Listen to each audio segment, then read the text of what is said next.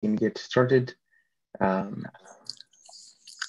so again, Bismillah ar-Rahman ar-Rahim, Alhamdulillah Rabbil Alameen, As-salatu was-salam ala Rasulil Ameen, wa ala alihi wa sahbihi ajma'een. Assalamu alaikum wa rahmatullahi wa barakatuh, everybody. Welcome. Thank you so much. Jazakumullahu khairan for joining us. My name is Adnan. I am with Bridging Gaps Foundation. We are a Dawah organization and a registered non-profit organization in the province of British Columbia here in Canada. Alhamdulillah, we've had the fortunate experience of, learning from Sheikh Moutasem and benefiting from him through many different events that we have conducted. At this webinar and the upcoming course on the names and attributes of Allah, which starts next weekend, are just a continuation of our relationship with Sheikh Moutasem and series of events that we are putting out in hopes that it will connect people's hearts back to Allah subhanahu wa ta'ala and allow us to become individuals and Muslims who enter a state of ihsan eventually, inshallah. So without any further ado, I would like to pass the platform to our dear Sheikh Moutasem, and get started with this webinar. Once again, please keep your mics muted. I will send out some instructions about Q&A sessions through the chat. Participants are not able to chat amongst each other at this point in time. So all your questions would come straight to me as the host, and I will share it with the Sheikh during the Q&A session, which will be towards the end of the program. Jazakumullah khair. Assalamu alaikum wa rahmatullahi wa barakatuh. Jazakallah khairan, Brother Adnan. May Allah reward you. And welcome everyone. And I hope, inshallah, you will find this webinar to be of benefit and enjoyment at the same time. Alhamdulillahi Rabbil Alameen. Salatu wassalamu ala Sayyidina Muhammadin al-Nabi al-Amin wa ala alihi wa ashabihi ajma'een wa ba'du. So welcome to this webinar on knowing the names and attributes of Allah, or actually knowing Allah closely. And there's a reason why we gave it this title. So inshallah, we will not waste time with introductions. We'll try to jump right in. And the reason this webinar was called Knowing Allah Closely, because there are so many ways you can actually know Allah, and not all of them lead to Allah subhanahu wa ta'ala himself. So we are trying to explore a way to know Allah in a way that you feel the closeness, you feel personal closeness and relationship with Allah. And this is exactly what Iman actually gives. Because any other way that you connect to Allah subhanahu wa ta'ala, if it does not feel personally close, then there is something you need to fix about the relationship.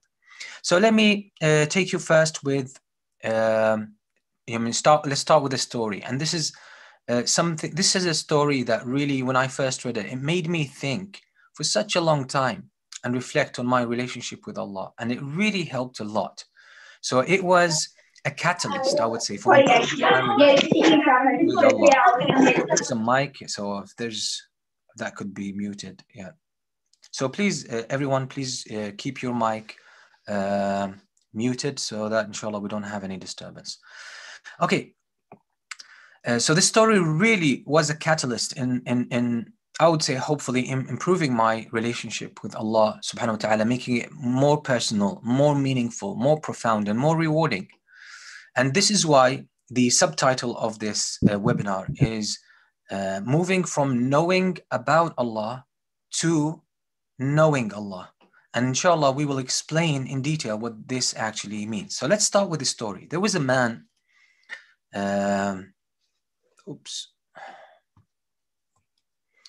and that's the righteous and the lion. There's a man called Abdullah ibn Amr ibn Farqad. He was in the early times of Islam, maybe time of at-Tabi'een or just after at-Tabi'een. So within the 100 years after the passing of the Prophet, alayhi salatu wassalam. Now, this man used to take part in military expeditions that were organized, obviously, by the Muslim Caliphate at the time. So he would go on these military expeditions, and every time a military group had Abdullah ibn Amr ibn Farqad, they had this man with them, they would actually not bother so much about guarding their group at night, because this man was known to stay up, pray at night for the whole hours of the night until Fajr time. So if there were any emergency, he would actually wake them up. He would first deal with it, and then he would notify them. So pretty much people knew that after Salat al-Isha, the man would stand up, take to the side of the camp, stand up and engage in his Salah. And he would be in a completely different world. Now, this is something we have to know about the Middle East and North Africa at the time. There was a lot of wildlife at the time. So there were actually prey animals. There were lions, there were tigers, there were cheetah, etc. So different types of prey animals. It wasn't as it is today. So a lot of the wildlife was actually exterminated. So at the time, wild animals were real danger. So one day when the soldiers or that group were ready for camping, preparing themselves after praying Isha, this man had already started his prayer. And they heard something like a lion, like a roar. And they thought, wow, there's a lion around. So everyone started to seek shelter. This man had already started his Qiyam al-Layl, his night prayer, and he remained praying his night, even though the roaring sound was getting closer. Some of those in their hide were observing him from a distance, and they were getting worried for him. Eventually, no lion came about, the roaring sound went away, and everyone felt safe. They came out of their hide. And then when this man finished the 2 rak'ah that he was praying, they asked him, like, are you crazy? Like, weren't you scared of a lion? And his answer is the part of the story that really got me thinking. He said, Wallahi inni la astahyi min Allah an akhafa ahadan siwah. He says, I feel so shy. I feel so shy of Allah that I fear something else. He says, I'm too shy in the presence of Allah to allow fear to come into my heart when I am in the presence of Allah. That's what he was saying. And I thought, subhanallah, look at this man. Like, it was not like the man was experiencing Allah in his life. Like, it was real. The relationship was like Allah was so real in his experience, not just a thought, not just an idea. This was a real experience. And again, let me give an analogy. If it is as if you are actually sitting with someone and you're having a proper conversation with them, this person is real and the conversation is real and you are experiencing at a visceral level, meaning you're experiencing it in your body. You're having a real experience. You're not imagining, you're not thinking, you're not remembering the past. You're not rehearsing the future. You're actually engaged, fully engaged at a personal level with this person. Now, this man, when he was praying, he was actually engaged with Allah, to the fact Allah was so present in his life that he felt so shy. He felt so shy that his attention could turn to something else other than Allah. That something as serious as a lion being around, as a prey animal being around, he felt shy that this should capture his attention and take it away from Allah subhanahu wa ta'ala. And I thought at that time, why couldn't I experience my relationship with Allah at that level? Why couldn't it be that Allah could be so real in my life, could be so real to me, my experience with him could be so real that I experienced something similar to that? Why? So that led to a lot of research and that led to a lot of investigation. And subhanAllah, I remember this segment of divine hadith Qudusi, that occurs in Sahih al-Bukhari, where Allah subhanahu wa ta'ala talks about his awliya. Allah talks about the people that he loves.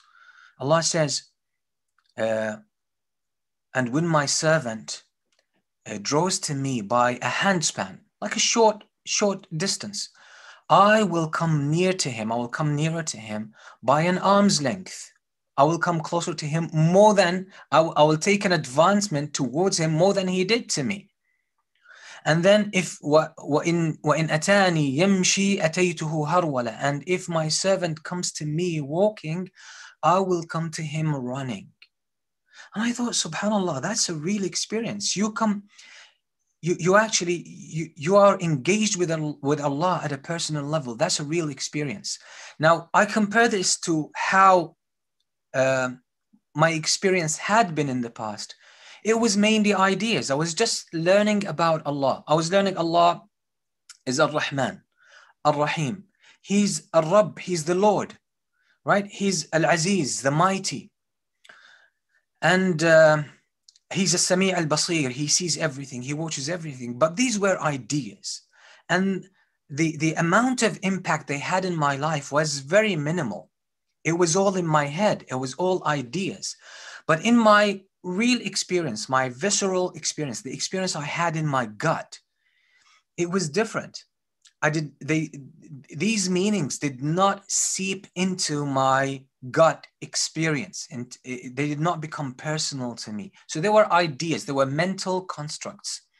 So when I read this hadith, and I thought, that's a real thing. Allah is talking about a real phenomenon, that when you draw nearer to Allah, He draws even nearer to you. That's real. You come to Allah walking, Allah comes to you at a faster speed. So I thought to myself, I really need Allah to come more into my life. I need to wake up to experience Allah, to experiencing Allah in my life, rather than just entertain ideas, memorize some meanings and some concepts. I want it to be a very personal experience. So that led to more research and trying to understand and relate to Allah subhanahu wa ta'ala more. So here, let's move into seeing what are the levels of engagement with the names of Allah. And the reason I use the word engagement is because I don't want to use learning, because learning indicates, at least in our common use of the language, it indicates that it's an intellectual exercise, is that it's all in the head. It's all about ideas. It's all about mental constructs. So I learn about Allah. I just process information. I absorb some kind of information. So I use the word engagement because it's more general in that sense. So let's look at the different levels of engaging with the names of Allah. Number one, engaging with the words. And that's where I would say a great majority of people, actually, that's where they engage with the names of Allah subhanahu wa ta'ala. So for them, the hadith of the Prophet ﷺ, where he said, "Inna lillahi tis'atan wa tis'ina isman man ahsaha dakhala al-jannah." There are 99 names of Allah. Whoever makes ihsa of them, counts them. That's the literal meaning. Then this person would enter paradise. So some people think, okay, there are 99 names of Allah. I need to learn them. Allah, Ar-Rabb, Ar-Rahman, Ar-Rahim. So people just learn the words. People learn the words or memorize them and say, I know the names of Allah subhanahu wa ta'ala. So a great deal of people, for them, that's it. That's it. Now, there is a more advanced level, and there is a good number of people who actually go there, and that's to investigate and learn the linguistic meaning of each word. So those who engage at the first level with the words, they might know the very basic meaning of Ar-Rahman. Yeah, he's the merciful. Ar-Rahim, okay, he's the compassionate. The Al-Basir, he's the all-seeing. Okay, that's just words and meanings. But a more advanced level is when people start to go more into the linguistic meaning of those words. What does it mean to be Rahim? What's the meaning of Rahmah? What's the meaning of mercy? So he's the merciful. What does that mean? Like linguistically, I start to investigate or explore the meaning a little bit deeper. That's a linguistic exercise or endeavor. That's actually better than the first level, but still it's not enough. Now, there are people who go even further, and they start learning or studying the rules that govern how we deal with the names and attributes of Allah subhanahu wa ta'ala, so that the names and attributes of Allah mean what they mean.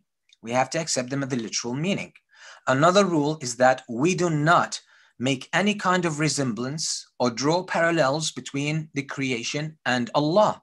So Allah is As-Sami'ul Basir, Allah is the all-hearer, the all-seer. we do not say that the way Allah sees is just like humans see, or Allah's sight is not we say it's not comparable to the sight of humans, and so on and so forth. So these are rules that keep us on the right track when it comes to learning and applying and relating to the names and attributes of Allah. And it's a minority who actually usually go into this level. They learn this as an intellectual or academic engagement. That's great. But again, that's not enough, because personally, that's what I did for many years, but I did not have a personal realization of Allah subhanahu wa ta'ala in my life. So I was not happy with that. I felt there was something missing.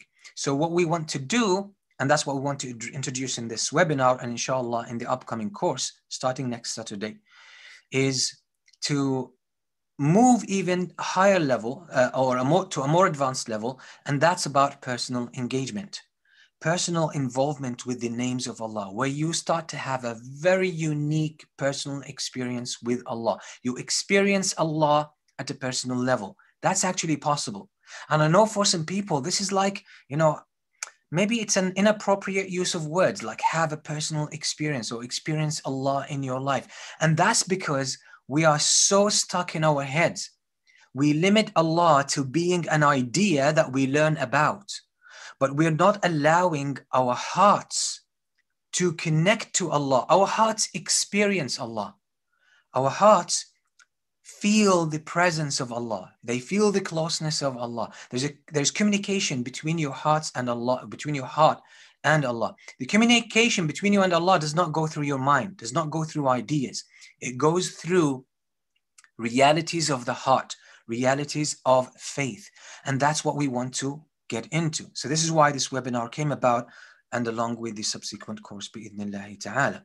So let's explore why we want to study the names of Allah, why we want to explore them, and why do we want to engage with them? What are the fruits and the benefits that we get out of this? So the first benefit, I would say,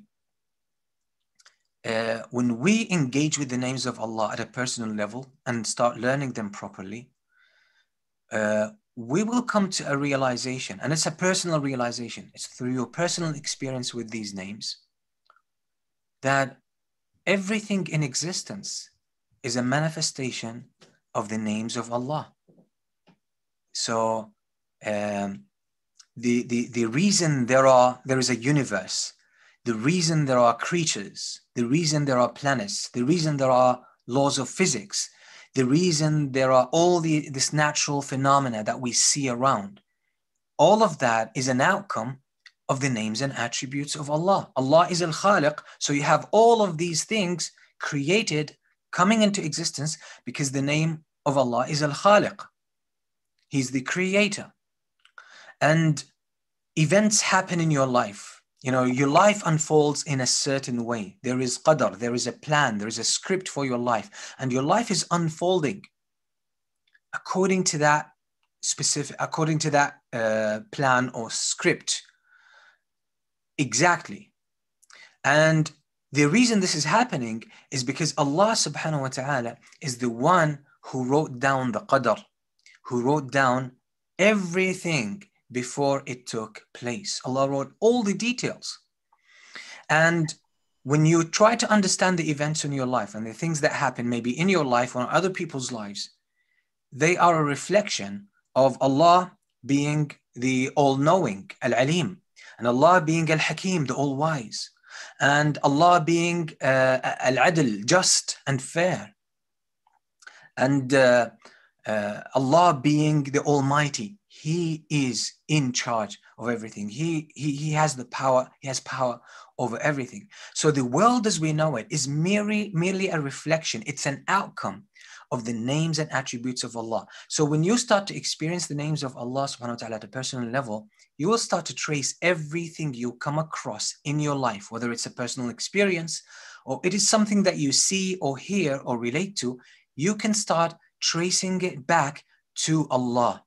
And you know what's interesting about this? Something very profound happens if you do that with beautiful, good intention. you will start actually to you start to realize that life is a conversation between you and Allah. So what comes from Allah, it's communication between you and Allah. Communication from Allah subhanahu wa ta'ala comes to you in the form of everything that happens in your life. So everything in your life has meaning. It's communication from Allah. It comes into your life. And it has meaning, and you are meant to connect to this meaning, grasp it, and then respond to it, just as a conversation.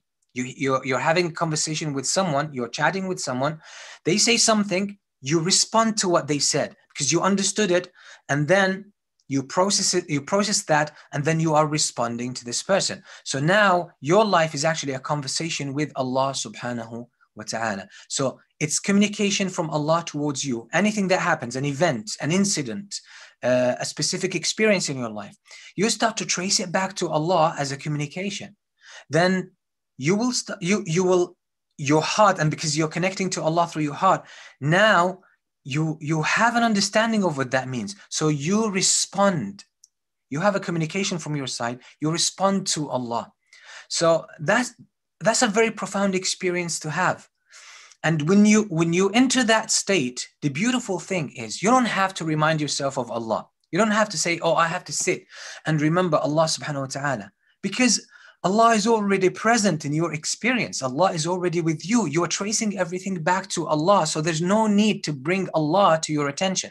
There's no need to bring the mention of Allah to your consciousness. Allah is already with you. You're functioning from that paradigm completely. So this is how profound it is when you start to see that, you start to realize and see the fact that everything in existence actually comes from the names and attributes of Allah. So when the calamity hits, you will develop a better insight. You will not look at the calamity and the pain of it. You will actually see beyond that, where is this coming from? And it would not be conjecture. You would not be guessing. It's not guesswork. It's actually, you start to develop, because the connection with Allah becomes more intimate. You start to see the positive back end of every experience. So that's number one. Number two, which the first one leads to, is you'll start to see the full context of existence. So instead of looking at the physical, perceptual reality around you, yes, you will see trees, houses, sky, earth, animals, etc. You will see events happening and you will be going through them. That's perceptual reality. And that's a very basic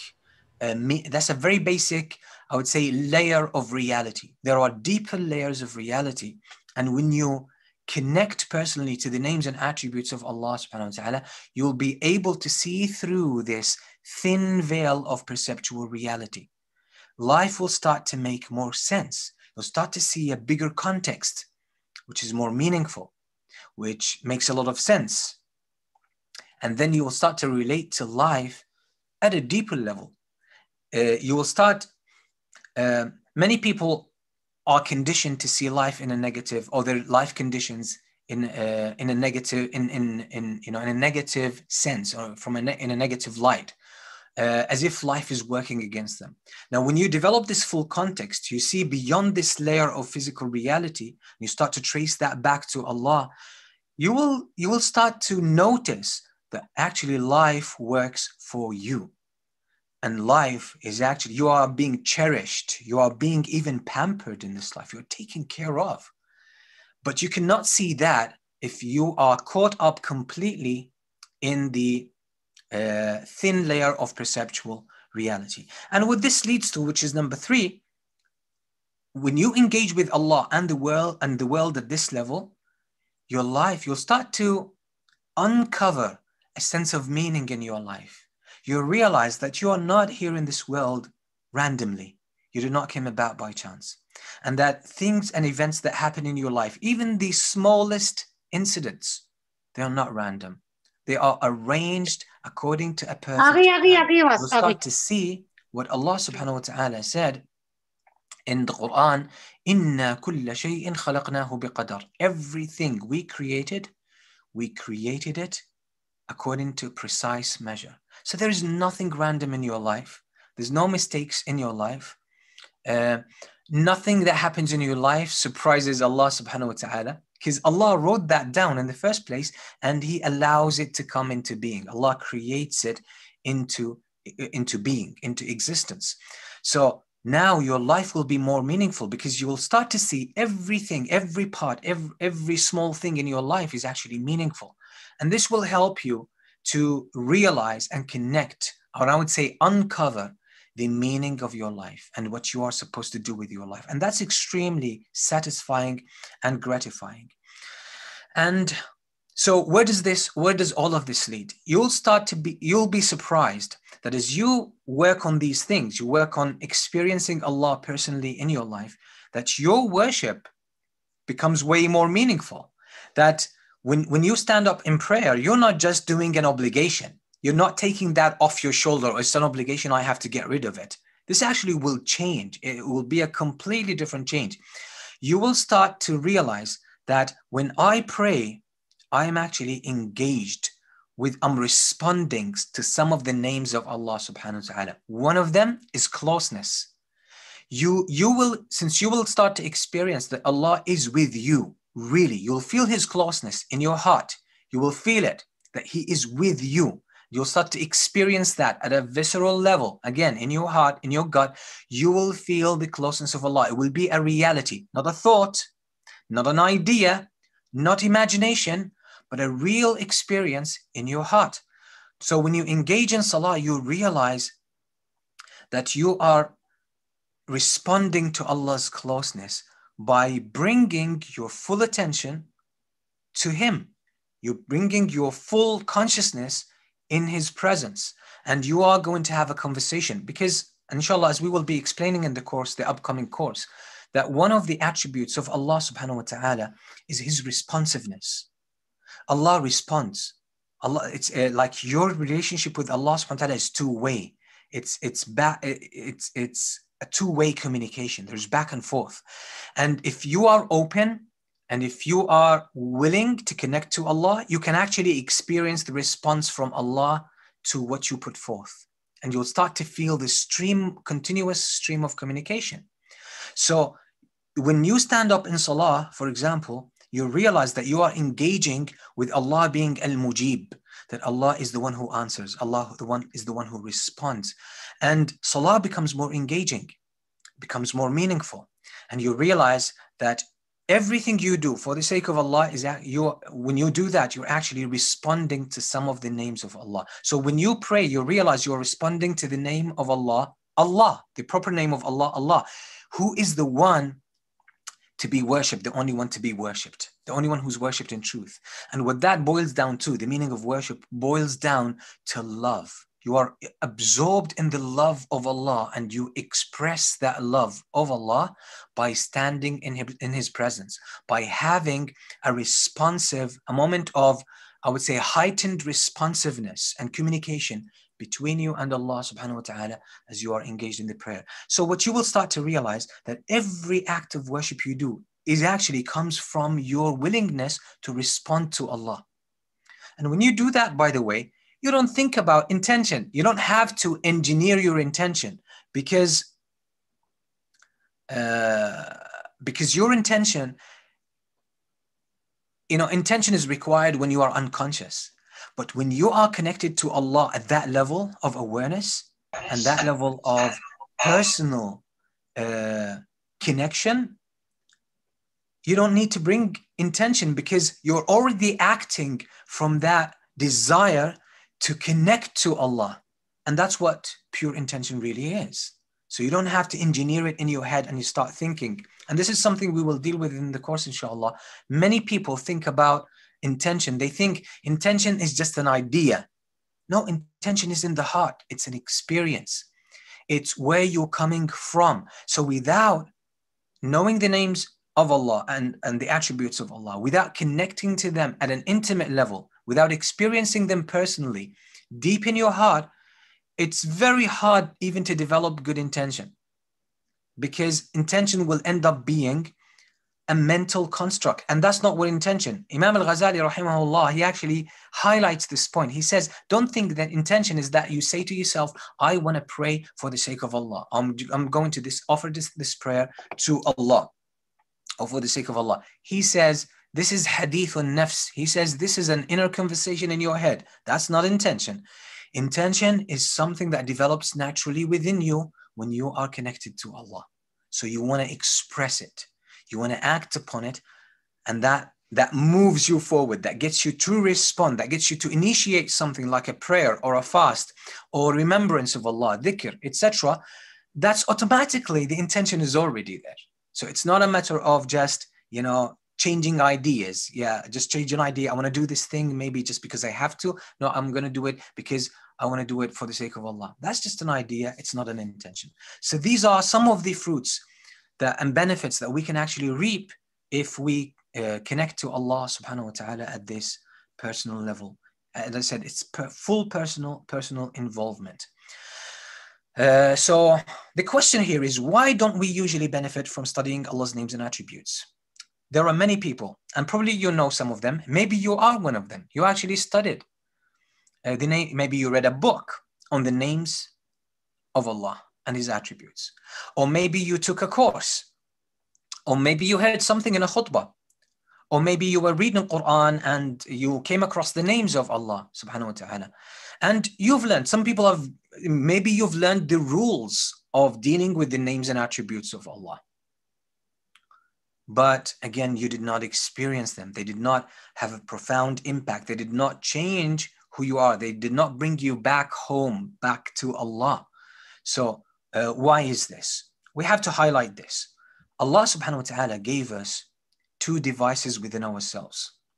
There is our thinking, this intellectualism, logical thinking, ideas, mental activity. Okay, this is where we process ideas. This is where we understand math, physics, history, geography, medicine. We understand it here. That's the technical knowledge. It's more like a computer. And most of us today, especially with civilization and the distractions and the influx of information, most of us are stuck in our heads. We think we experience things only in our heads. We try to render everything into an idea. We think once you turn something into an idea, into a mental image or a mental construct, we think, oh, that's it. But that's not the reality. There are things that you have to experience in your heart. And this is a completely different experience. I'll give you an analogy to help you do that, because you can either experience things in your head as an idea, for example, or you can experience things maybe as a taste. These are two different things. If you know someone who doesn't know anything about, let's say, any kind of, let's say a fruit, an exotic fruit, someone who's never tasted durian, for example. It's a tropical fruit, mainly in Southeast Asia, durian. You're trying to describe the taste to someone who never tasted durian, right? And you describe it in detail, and they probably listen to you. Maybe they read a description, or they listen to many people who ate durian. Do you think this person, after listening to all of this information, after taking in all of this information, and these are all ideas, do you think this person really knows how durian tastes? 100% no. If you want this person to know what a durian tastes like, offer them durian and let them taste it. So that's a different device. Not everything can be reduced to a mental idea. Mental activity helps us simulate, helps us reduce things, codify things as in ideas, but it does not replace experiences. It's not a substitute for real experience. Let's say, for example, riding a bicycle, being balanced on a bicycle. You can read maybe thousands of pages on being balanced on a bicycle. You will still not be able to balance yourself on a bicycle unless you actually get on a bicycle and experiment and find the point of balance viscerally in your body, feel it in your body. That's how you, because it requires a different device. So knowing about balance is not like balancing, not like the experience of being balanced. So here we want to create a distinction between thinking and being. Thinking and being. The names of Allah subhanahu wa ta'ala, you can process them as ideas, and it's important to learn them as ideas and understand their meanings and develop a mental construct of what a name of Allah or attribute of Allah, what that means. But that does not give you, that does not allow you to worship Allah through them. That alone does not allow you to worship Allah through them. This alone, merely understanding them as mental ideas, does not allow you to experience Allah and connect to Him at the level of the heart. Something else is required. And this is why we have to understand the difference between thinking and being. So thinking is in the head. Being here with spiritual phenomenon is actually in the heart. So this is why we're going to talk about what happens when we treat Allah's names and attributes as mere information, which is the dominant approach with most people. We think, yeah, I studied this book on the names and attributes of Allah. I took this class. I took all of these courses on the names and attributes of Allah. I can lecture about them. I can talk about them, and I can tell you about their meanings. I can explain the rules to you, right? All of that is okay and is good. But the real question, the real matter is, how do you experience those in your hearts, in your heart? Are you experiencing them as a person? Are you experiencing, is Allah present in your life? Is Allah a reality in your life, or is He just an idea? So you don't want to be stuck in your head.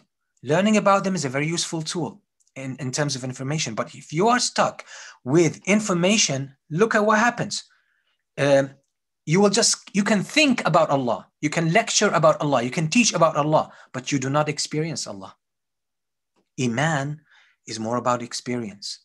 Knowledge feeds into this experience of Iman, but Iman itself is not knowledge. It's more than knowledge. It's more of a deeper experience in the heart. Allah becomes merely an idea, a mental thought. That's the problem. You will reduce Allah to an idea, and the problem with ideas, they are cold and distant. So you will start to experience in your own personal life Allah as being far away, so far from you, so distant.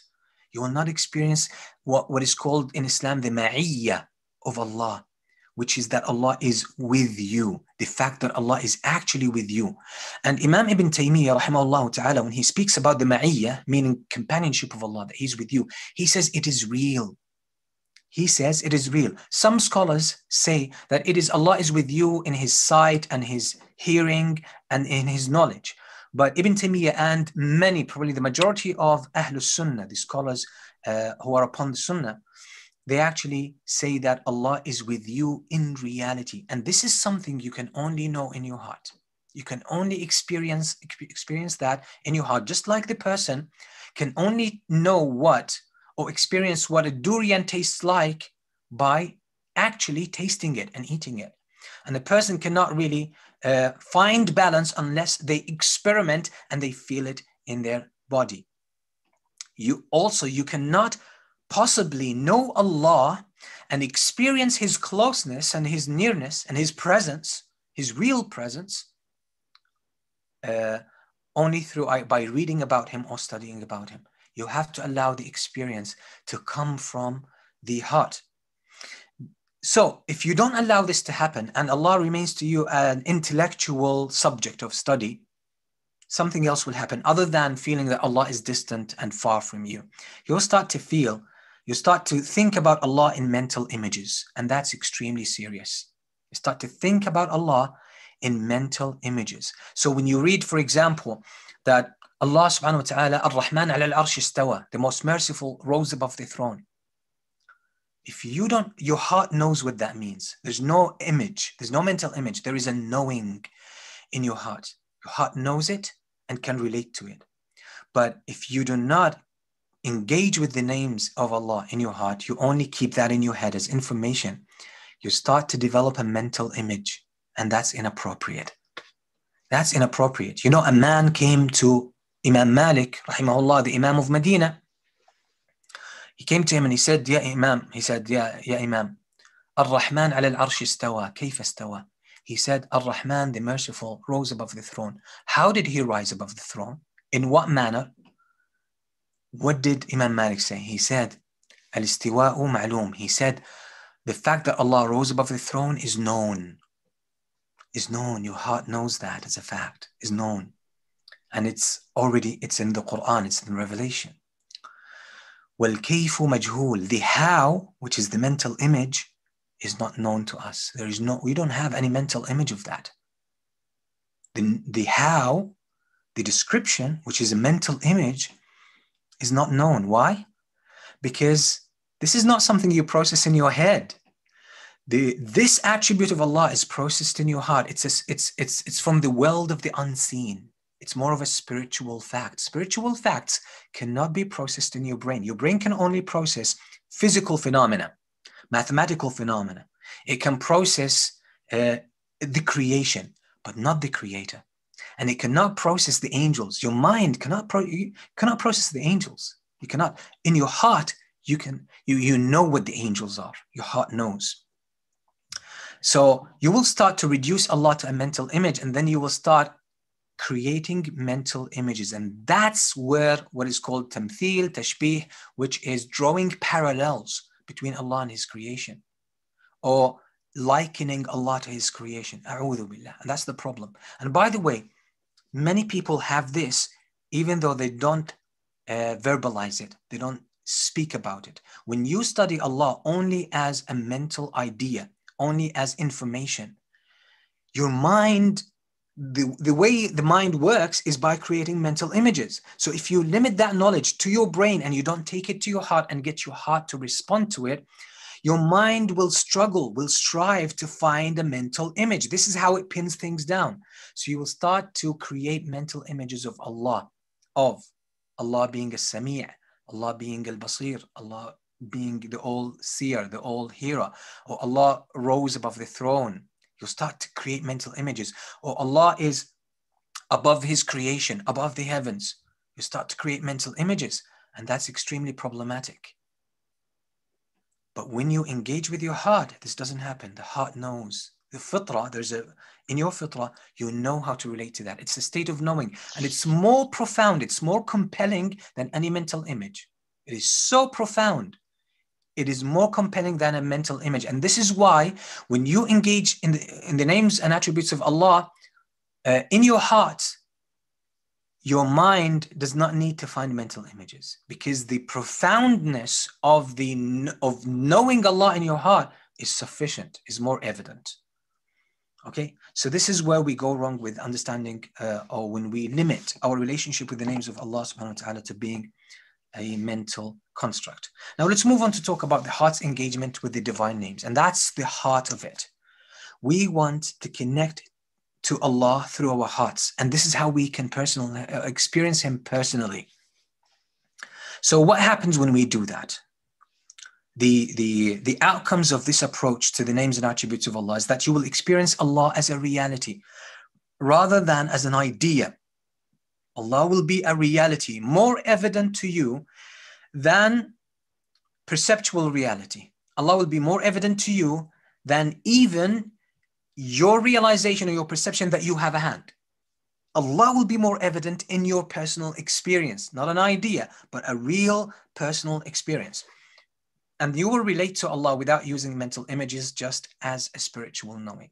And that's what we just described. Your heart will relate to Allah, will connect to Allah, will know Allah, and you will feel no need to create mental images. The device or the tool you will use to connect with Allah is your heart. Most of us today are conditioned to primarily depend on our mind to connect to Allah. The mind cannot connect to Allah. It can only connect to ideas. The heart, which basically is the house of the soul, is the only connection we have with the world of the unseen. And that's why you find the heart is mentioned in the Quran and the Sunnah of the Prophet ﷺ. The emphasis is on the heart, the heart, the heart. Never in the Quran you will find the mind or the brain being mentioned. Why? You will need to use it. You will need to use your mind. But the experience with Allah is in the heart. connection to the world of the unseen is in the heart. Okay, so what is another benefit here? Allah's reality becomes more compelling than perceptual reality. Again, when you allow yourself to experience Allah at a visceral level, at this heart, gut level in your soul, what will happen is that this experience becomes so compelling that it absorbs all of your attention most of the time. This is what happened with the man that we started this webinar with. You remember Abdullah ibn Amr ibn Farqad? He was praying, right? He was praying and it was nighttime and they heard the roaring sound. Probably a lion was approaching and everyone was hiding. But this person, the fact that his experience with Allah, that the presence of Allah in his experience was so real, it was more compelling than the serious danger of being devoured by a lion. It's not like this man was just imagining it. It's not like he was living in a fancy world. It's not like he was just being extra righteous. It's not the case. The reality is that this man had a very compelling engagement. This world of the names of Allah, when you experience it in your heart, is so compelling. It draws you in that you can't even pull away from it because of the beauty of the names of Allah. And when you experience them in your heart, is an overwhelming experience. So this is what this man was experiencing. He was there with Allah. And it was so, again, captivating that even a danger, a real life threat, seemed insignificant. Is this limited to such people? It's open to everyone. And this is how we are supposed to engage with the names and attributes of Allah. Why do you think the Prophet ﷺ would stand up in salah for most of the night until his heels cracked and were bleeding? And there was no pain. There was no experience of pain. The Prophet ﷺ was with Allah because it's so compelling, it's so sweet, it's so beautiful. Now, if you wonder why don't I experience that, is because we limit the names and attributes of Allah to our heads. We think they are just an idea, just process idea. You think the more information you absorb, the more you experience Allah, but that's not necessarily the case. If you limit that to an idea in your head, you're going about it the wrong way, or it's an incomplete story. You need to go further in that sense. And this is why, the great grandson of Ali bin Abi Talib radiyallahu anhu was called Ali Zayn al-Abidin. He had gangrene in his foot, and the doctors said, we have to chop off your leg immediately, otherwise the gangrene would spread through your body quickly. We have to do that now. So he said, so what do I do with the pain of it? They said, we will give you a drink to intoxicate you, to numb you down. He said, no, I'm not going to drink an intoxicant. Then he thought and he said, okay, I have an idea. He said, let me stand up in prayer. And once I get into my salah, like really get into the zone, when I engage in my salah, you start sewing at my leg. You start, cutting it, cutting through it. And that's exactly what they did. He actually started his salah and he was all in his salah, and they started sewing at his leg. And he didn't experience the pain. But eventually, because of the physical experience, he passed out.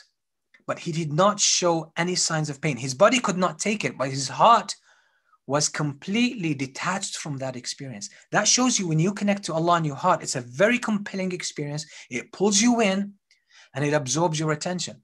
And it becomes a real experience. Imagine it like, or not imagine it, but think about it this way. It's like you enter another dimension and it's real. There is another dimension you enter in, and that's the dimension of the world of the unseen. Your heart is able to enter that. That's what's supposed to happen. But most of us do not allow ourselves to cross over into that.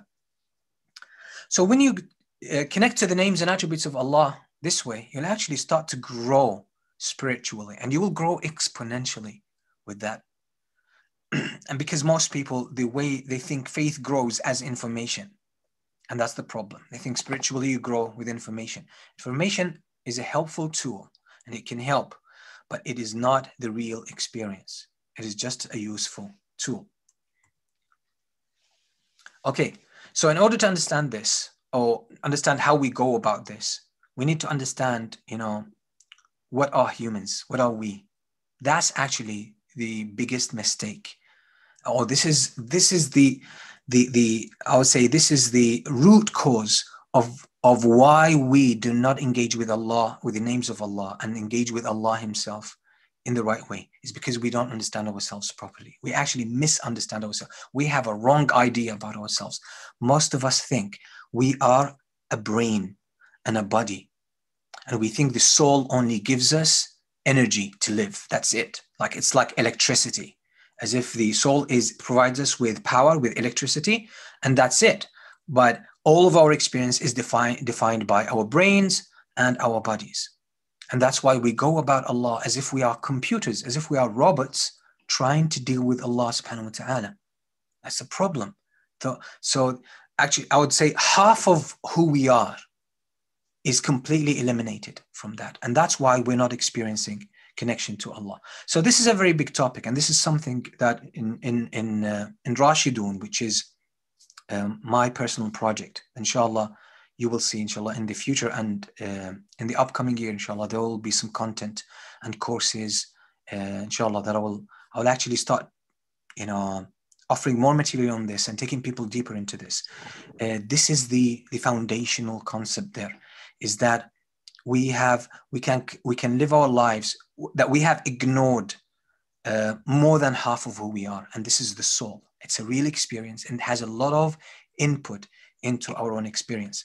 So briefly here, I can only give you a glimpse here in this short time, is that we are, in brief, we have these two competing entities, either the nafs or the soul. And the soul, many times, by the way, it's referred to in the Quran as the heart. So the heart and the soul, pretty much, we're talking about the same thing. I'm saying pretty much, not exactly, but pretty much. When when you find heart in the Quran, it refers to the soul, and in the words of the Prophet ﷺ. So we have the soul. I would say the soul because the heart, again, some people understand it in an inaccurate way. So I would say the soul and the nafs. The nafs uses your intellectual brain, your mind. When you are overly using your ideas, your mind is mental constructs and ideas and information, and that's how you relate to the names and attributes of Allah, you're stuck more with the nafs. And thus Allah ends up being an idea. You reduce Allah to, again, a mental experience, a mental construct. Just like when you study, for example, let's say clouds, or you study water, or you study aircraft engineering. Allah just becomes just a content of your mind, nothing. Detached from your humanity, detached from your heart, detached from your soul. The mind it's important for the mind to absorb this information and learn it, but the real connection, the real engagement with the names of Allah happens in the heart, in our soul. The soul is a spiritual entity. The scholars say the soul is closer to the angels. So in a sense, in a very broad sense, you have an angel within you. And most of us have ignored that. This is where being is. This is where the concept of being is. Thinking is more with the nafs. Your being is more about your soul. You can actually anchor yourself in your soul. So you're either anchored in your nafs, which is mainly stuck in your head, or you can establish yourself and stand on the platform of the soul. And that allows you to look at life and experience life from a completely different vantage point. You experience Allah from a different point, completely like empowering place when you actually make a shift. And this is what the word yaqadha, an awakening, actually means. Many people think yaqadha is that you sort of shift to a new idea, a more refreshing idea. The reality of yaqadha is that you shift your being, your experience in life from your nafs to the soul. You start acting from the heart. Imam Ibn al-Qayyim calls this a migration. You have to make a migration from your nafs to your soul, to your heart. So you start living from there. Most people, again, because there's a lot of stimuli around us, there's a lot of distractions around us. Life is very busy. There's a lot of information coming our way. There's a lot of distractions. There's a lot of lights. There's so much around us.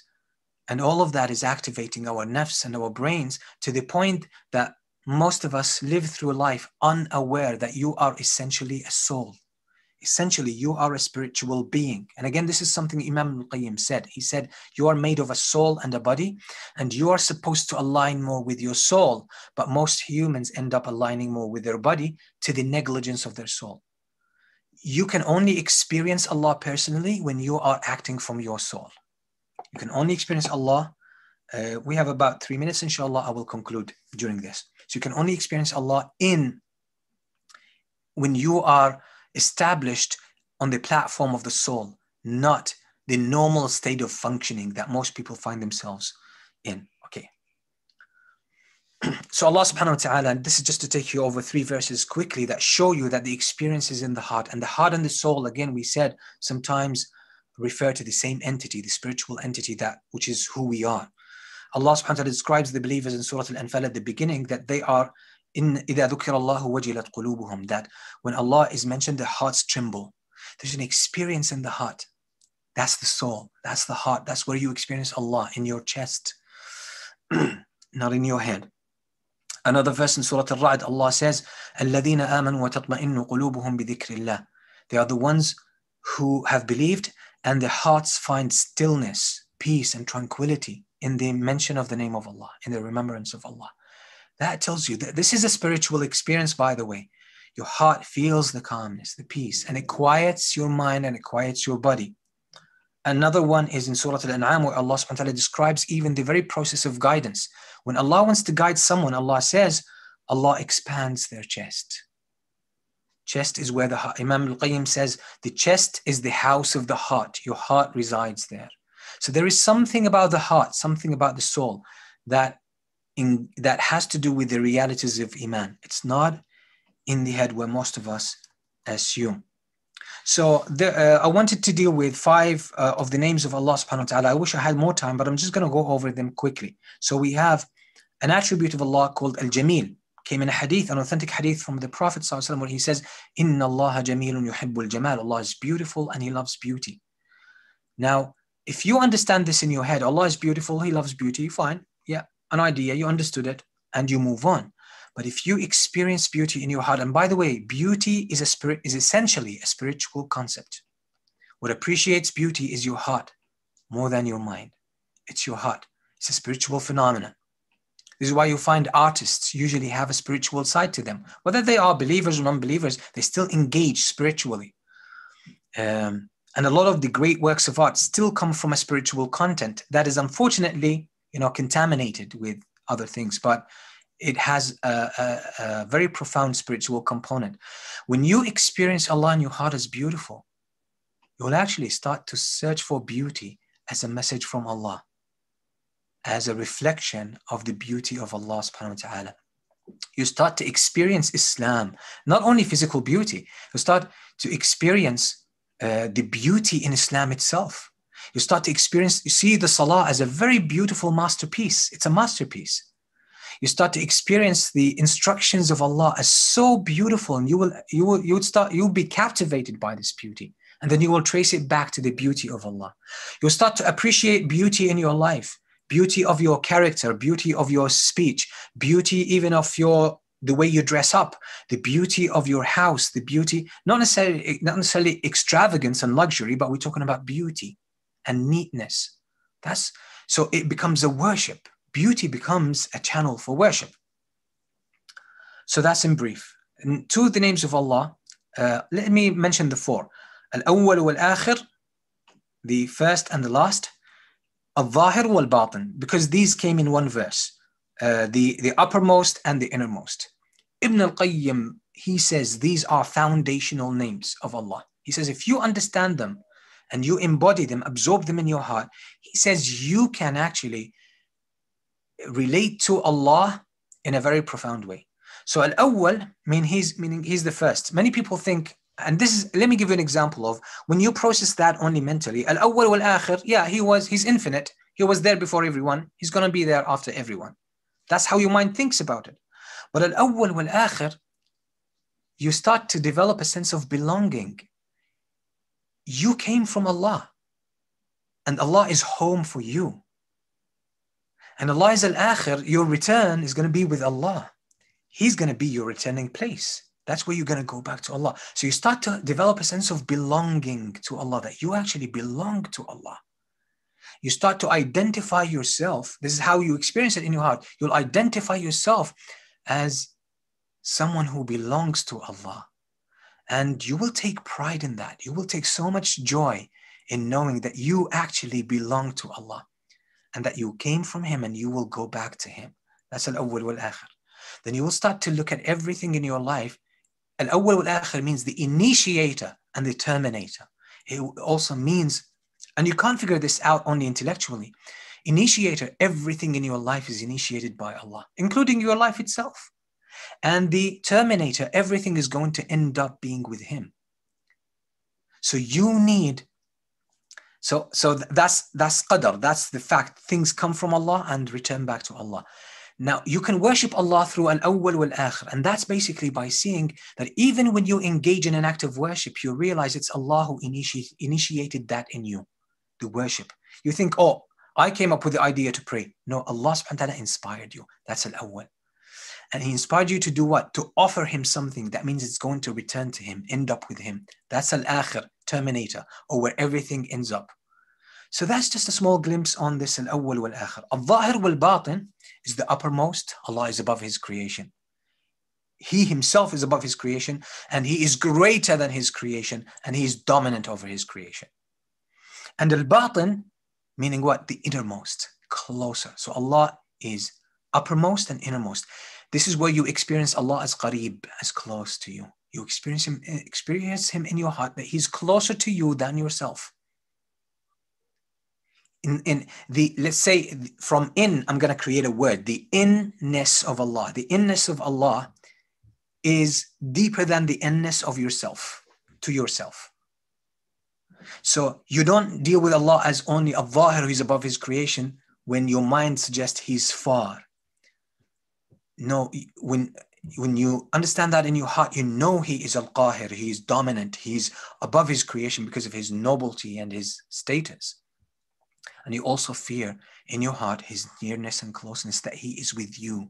He's closer to you than yourself. And this is real closeness, not just an idea in your head. When you allow yourself to delve into this and experience it, you will start to feel the intimate relationship with Allah subhanahu wa ta'ala. You don't want to spend time with other than Allah. You don't want any distraction to take you away from Allah subhanahu wa ta'ala. This is why Imam al-Qayyim, he says, if you manage to worship Allah through these al-awwal wal-akhir, al-zahir wal-batin, he says your ubudiyyah could reach a very high level. And this is something, inshallah, that we actually intend to expound on in the course, because we're going to talk about these names, because they are very profound. Okay, so with this, alhamdulillah, we have come to the end of this webinar. And now we can deal with the questions. I'll be very happy to actually deal with your questions. So I'm going to change the screen to full screen. And I'm not sure how I'm going to get your questions. Yeah, I'll leave that to Adnan. Go ahead, Adnan. Jazakumullahu khairan, Sheikh. Jazakumullahu khairan to everybody as well for patiently attending. So you can post your questions in the chat. In your chat group, please, brothers, keep your mics muted.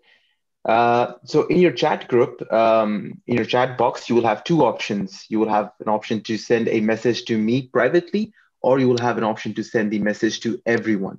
So select everyone and post your questions for the Sheikh there. For anything else, for any inquiries or questions about the upcoming course or anything else, or comments and feedbacks, direct them to me. And in the chat box to everyone, post your questions for Sheikh Moutasem. And Sheikh, you will be able to see everybody's questions in the chat box there, except for one question which a sister requested that I will privately message you to keep the identity private. And if anybody else has a similar request where they want to maintain their identity private, they can direct those questions to me, and I will forward it to Sheikh. Sheikh, you will get them in the same chat box. It will just say these messages are from me private. Okay, Jazakallah khairan. So I'll start looking at the questions in the chat area, and I will start answering them. Please, I apologize at the beginning, because just realize that I don't have time, so I'll give very, very brief answers. So it might not do justice to the question, but again, this is just a very brief, I would say maybe just a hint or a clue about where the answer could actually be. Okay, Bismillah. So we have Sister Samiha here. We agree to the fact that Allah is the best of planners, but when we see something that happens, you see negativity, you believe Allah is doing what is right, but there is waswasa of why and maybe of why. So how do you connect to your heart and mind? That's actually a good question. Waswasa comes from your mind overthinking, trying to process or over-process, the names of Allah or events in your life and trying to over-process how they connect you, or what's the connection with Allah subhanahu wa ta'ala and the qadr of Allah. So waswasa is in your head. How do you get to your heart? Again, this requires a lecture in itself, and we're actually going to talk about that in the course. But in brief, I would say, turn your attention to your heart and be helpless. Turn to Allah and make dua and feel it in your heart. Oh Allah, please help me.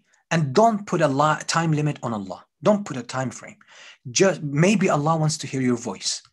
Just feel helpless, completely helpless, and that only Allah subhanahu wa ta'ala can show you. This is the briefest I can give you. There's more we can do, but it requires a lot of explanation, and I want to take as many questions as possible. So we have here Sister Nazira says, Sheikh, your upcoming course on Allah's names and attributes, does it cover all 99 names? No, it doesn't cover all 99 names. That would take a very, very long course. But we're dividing the names and attributes of Allah into groups, clusters. So we will go over a good number, I believe. Maybe, I'm just throwing a rough number, but a rough estimation. Maybe half of the 99 names of Allah, or around that, maybe a little bit less, a little bit more. That's just a random number. Yeah. But we will deal with them as clusters, as groups, rather than individually, because this is the best way actually to relate to the names and attributes of Allah. Okay, Sister Khadija Wasim here. Assalamu alaikum, Sheikh. Thank you for the class. So implying that even the beauty that we witness is a mercy of Allah to allow us to appreciate His beauty. Yes, definitely. Beauty is a divine concept, is divine gift. Unfortunately, we Muslims sometimes, in our cultural way of thinking, we want to treat beauty as always for those people who are not good, people who are for the artists who are doing bad things. We don't realize that this concept of beauty, as believers, we have the most right to it. We have the most, because it's a divine concept. It's a divine description. Yeah, it's a divine quality. Okay, so I believe Brother Rafi here. Assalamu alaikum, Shaykh. Is Rabb is one of Allah's names? We usually hear that in Quran, but I didn't get the course of Allah's names.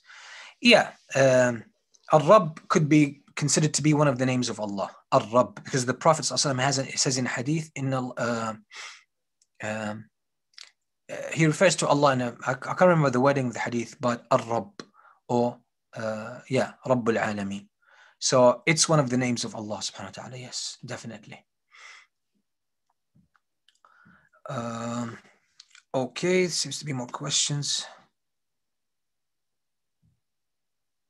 So we have here Ishmael Muhammad Adnan. Assalamu alaikum, Ustad. Could we get a lecture on nafs only in depth and how to deal with the waswasa of it?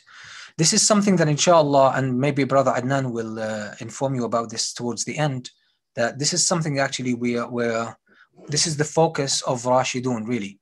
And this is something I've been working on in terms of content, in terms of even like learning as a personal experience for more than 15 years. So inshallah, we intend to put this kind of experience, these kind of, whatever I've learned throughout this long-term experience, inshallah, put it through Rashidun, inshallah. So there will be upcoming courses and programs, bi'idhnillah, and Brother Adnan maybe can, inshallah, update you on this towards the end. Okay. So here's a question, seems to me private. Okay. If we don't feel inspired to pray, does that mean Allah does not want to hear from us? if it's Allah who inspires us to pray. This is a clear example of how the mind takes over. When you push the heart out and you pray only in ideas and thoughts, the mind works on survival. The mind works on survival. It also all the time, it has evil suspicion. It's going to bring you the worst explanation of any situation. So why does the mind do this? Because it thrives on negativity and critical thinking. It wants something to chew on. And shaitan feeds into this, so it becomes more negative. So when you think, oh, the reason I'm not feeling the prayer, maybe because Allah doesn't want me to feel it, Allah doesn't like me, right? So this is your mind overthinking, pushing away your heart, making you more miserable. And by this, you actually infringing on the rights of Allah by attributing something to Allah that you don't know to be true. In a sense, it's a lie against Allah, and you have swallowed that.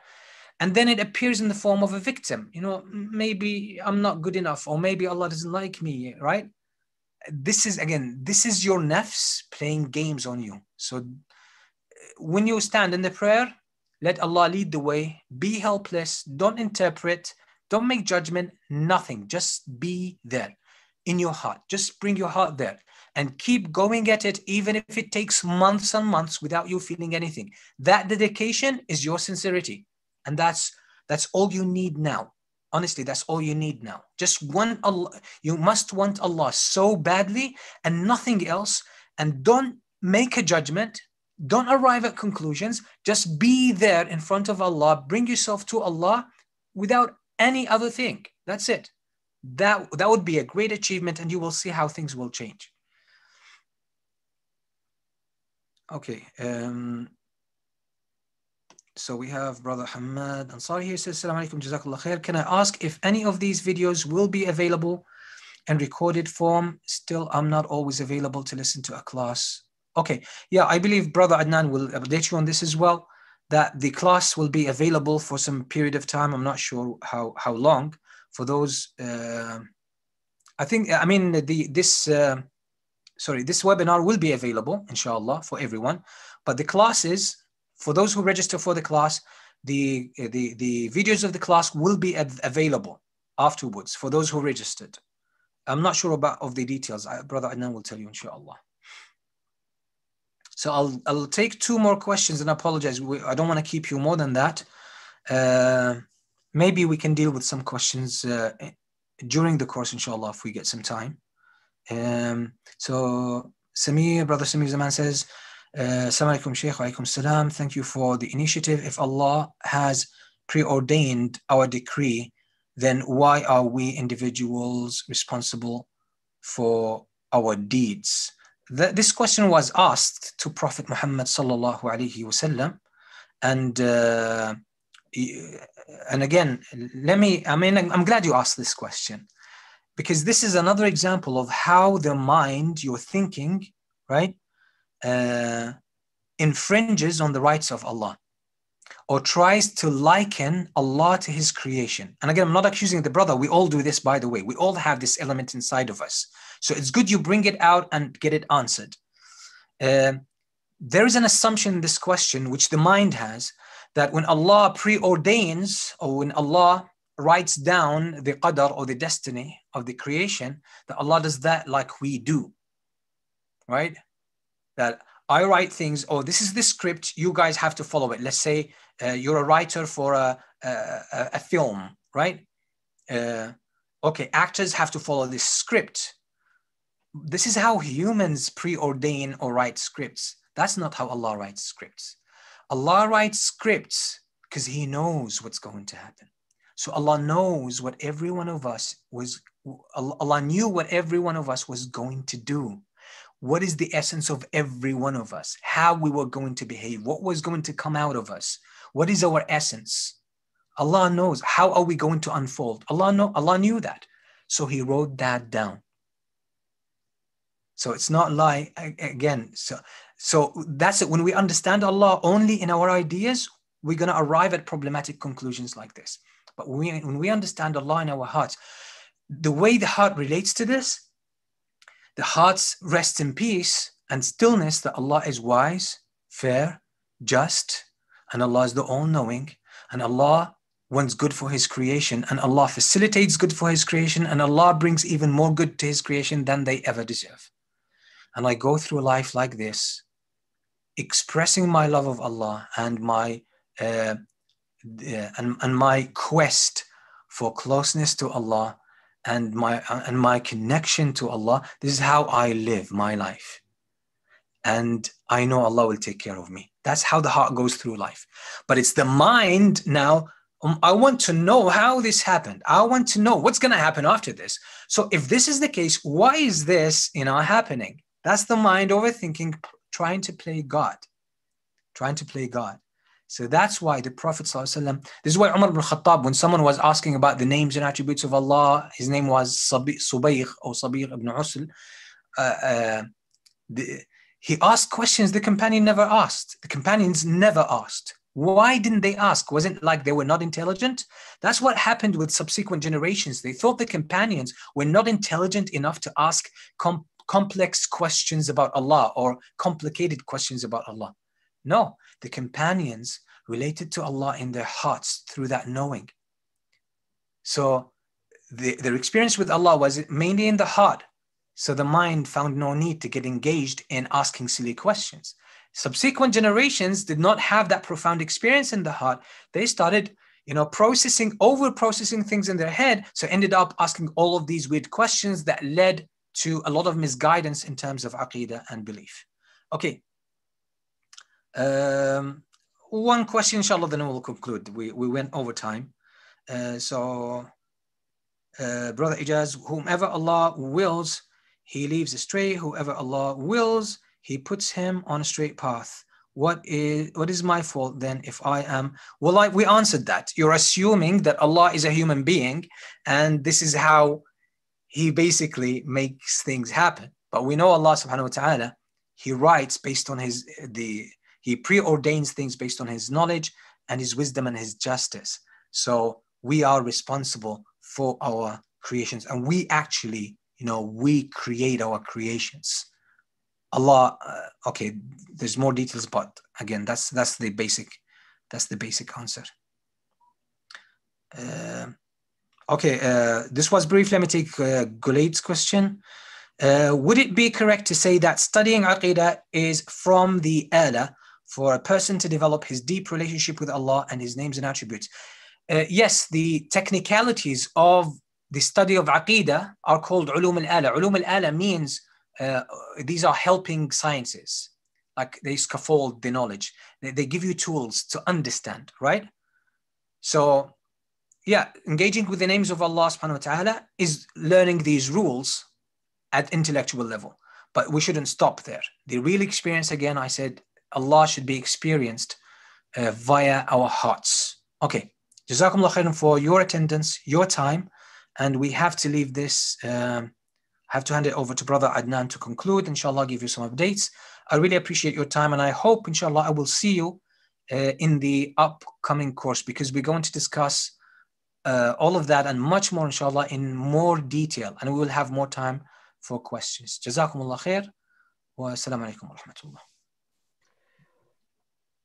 Jazakumullahu khairan, Sheikh Moutasem. Jazakumullahu khairan, everybody, for participating, for joining. A few updates. I just posted 2 links in the group chat. One is a feedback form. I understand some of the questions did not get answered, and we would also love to collect your feedback to continuously improve your learning experience. So please access that feedback form. You can anonymously share your feedback. Your email address will be required, but you don't have to write down your name if you don't like to. And in that feedback form, you can also type in any questions that got missed during this webinar.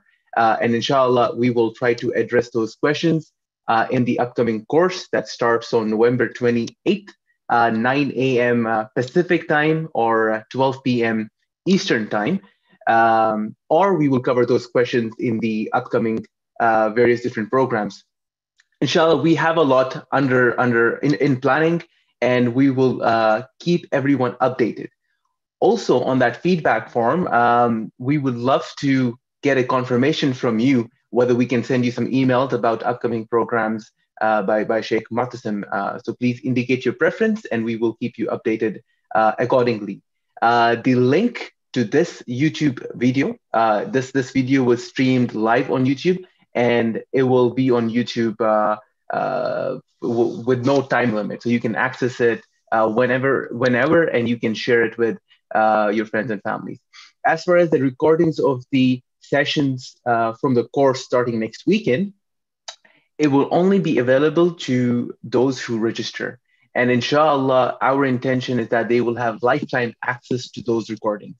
So please do register if you wish to join the course. I understand some of you may not be able to join in due to time difference, but if you register, you will have access to those recordings.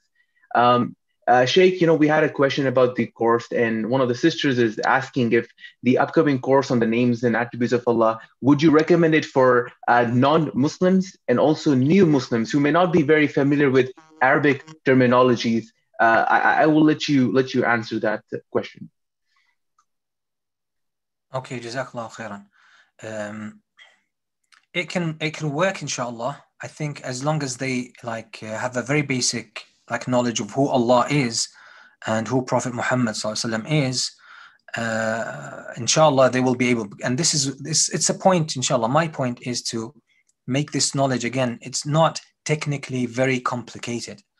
Again, information will be mentioned, but the emphasis is on helping every participant in the class really arrive at this place of engaging with the names of Allah at a personal level. So a new Muslim or someone doesn't have very good Islamic awareness, I would say, inshallah, it can actually work for them because I'll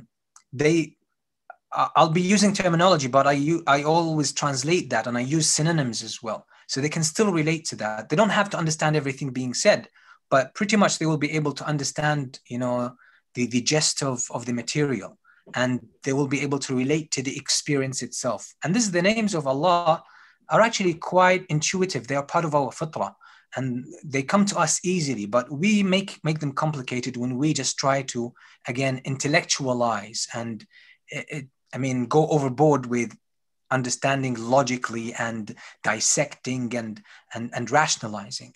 But the reality is, they are very close to the heart. They come to each one. They come to us very naturally. So, inshallah, it will be helpful to them, bi'idhnillah. Jazakumullahu khairan, Sheikh. Finally, I think with that we conclude our event. Once again, I will post the link to the feedback form, and please, everybody, I would appreciate your feedbacks on it. And Jazakumullahu khairan once again. Have a great day. Assalamu alaikum wa rahmatullahi wa barakatuh.